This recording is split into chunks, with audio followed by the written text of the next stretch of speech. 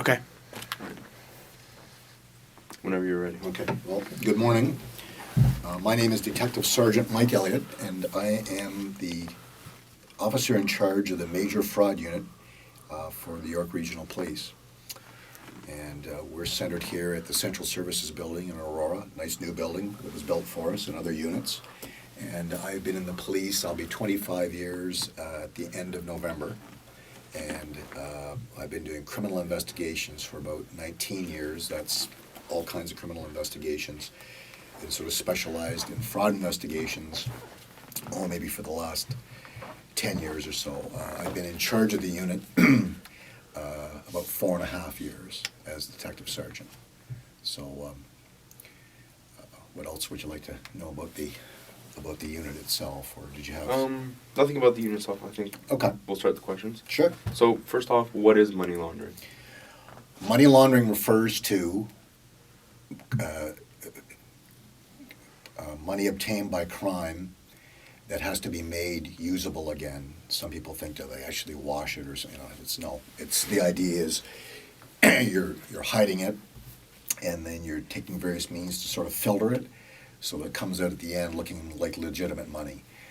Typically, though not always, in drug investigations or any kind of a criminal activity where you're dealing in cash is chiefly what we see it as mostly, though there are fraud investigations where money gets moved around. It doesn't have to be cash, it can be wires and stuff like that, but it's usually meant to reintegrate crime money so it can be usable again.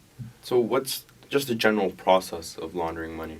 Well, I just jotted a few things down just so I didn't give you the wrong information, but typically the first thing you have to do in the money laundering process is placement. So you're getting it into the financial system.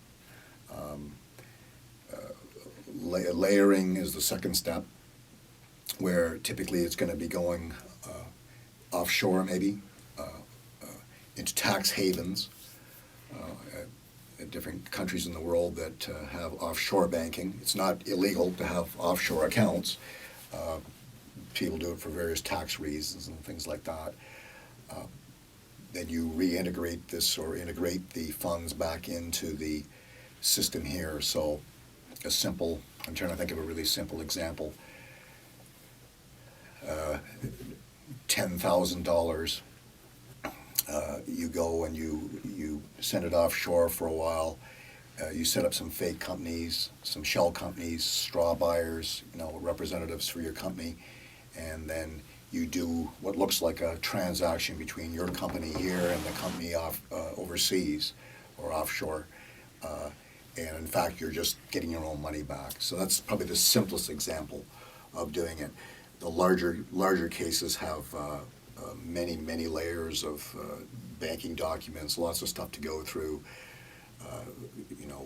business records that need to be gone through, because there's people that will be straw buyers, as they say, right? Sometimes the money's brought back in, people buy businesses that make money or lose money. It doesn't really matter because you're paying yourself with your own money. You can buy an antique shop that doesn't sell an antique in a year, but if you can show profit, you're really just getting that money back into the system. You'll pay tax on it if you're smart, so CRA doesn't come after you, and it looks like an income. Creative accounting in these cases is usually the rule of the day. Yeah. So you stated, so what kind of businesses or illegal activities require the process of money laundering? You can reintegrate money into any kind of business you want. Some people do it in foreign currency, precious metal. As I say, some people will buy small businesses to typically with organized criminal groups, as we would say, know them to be. We would say that they would have front businesses being run as legitimate businesses. Restaurants, bars, anything where there's cash being moved. Very hard to trace. Is this $10,000 from your bar, or is it from money being laundered from previous criminal activities. And what kind of illegal activities generate this cash? Usually, as I say, not always, but typically it's drug transactions. Drug transactions? Yeah, generally. Although, as I say, money, when you're dealing with a fraud, for an example, a mortgage fraud, you would have a certified check usually, which is like cash, so it can be dealt with in the same way. You go offshore, you deposit those funds. In your books, you're going to show a certain thing that was some kind of a transaction.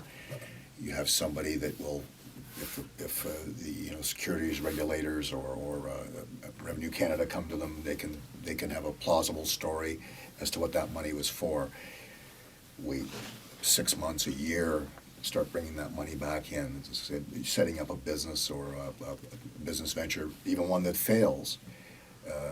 You have an excuse to bring that money back in, so that you don't really, you might lose a little bit of money, but basically you're getting all this money back in. Usually drug investigations. Usually drug investigations. Usually drug investigations. Yeah. And so why is money laundering illegal? Why is it illegal? Yeah. Because the criminal code deals with between money laundering proceeds of crime and proceeds of crime investigations, which goes after the property, the toys, the houses, not easily moved. You want to take the profit out of crime. A typical fraud investigation, we try to follow the money as much as we can, but there's no guarantee that, especially if it goes offshore, that we're going to be able to go after that money, resources and that sort of thing. It's enough for us to see the criminal act of fraud being completed in York Region in some transaction or other. That's the crime. Where it goes one step further is when you're trying to trace that money back in. If we can identify that money being traced back in, or the victim company, there's court injunctions that can be had to have that money. So it's illegal basically so that criminals don't profit from their crime. You said you mentioned York Region. Does money laundering exist in Richmond Hill? Money laundering exists in York Region here, as it does with every municipality in Canada. It's a sort of a fancy way of saying, I've got money, I've got to hide it. I've got to hide it from, as I say, Canada Revenue. I have to hide it from my creditors if it's or people that I've ripped off, if it's a fraud, bank fraud or any kind of fraud. So yeah, we have it here as well as anywhere else in Canada. Do you know approximately how much money is being laundered? I don't